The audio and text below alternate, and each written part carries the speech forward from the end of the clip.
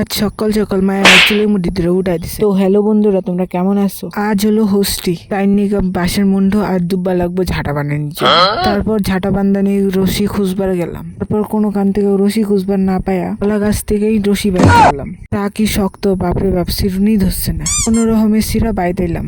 দেখি ছাগলে ঘুমিয়ে ভাঙে না, শরীর মোস্তামস্তি শুরু করছে। ছাগল গুলা অনেক কষ্টে গেল খেতে ঘাস খাবার। আর এদিকে আয়া দেখি মা পাংখার ঝাড়ু বান্ধা শুরু করে দিচ্ছে। ঝাড়ু পুরা খিচ্ছে খিচ্ছে বান দিতেছে যে না খুলে। তারপর দেখি কলস খান রেডি করে লাইলো মায়ে। এদিকে আমার কাকায় কোলে উঠতে বয়ে রয়েছে। অবশেষে আইলাম দিঘির সামনে। মায়ে আমার দেখতেছে লাডি দিয়া কতখানি দিঘির জল আছে। জল তুললে আমরা বাড়ির দিকে রওনা দিলাম। এদিকে দেখ যেমনি হের হাইসা খিল্লা আইতাছে, একদম পুচাইতেছেন, তাই একলা একলাই যাওয়ার লাগছে তাকে। তারপরে জুতা ঢুকছে পাথর। যাই হোক, জাগর জন্য ষষ্ঠী তারাই আইসে রাইতে। এইতে মাত্রই বহাই দিছি ষষ্ঠী। না তোমরা কিন্তু আবার ভাববো না এটা আমার দিদি জাইম্বু। এগুলা নইলে আমার মাসি মেশো, আমার তো দিদি নেই,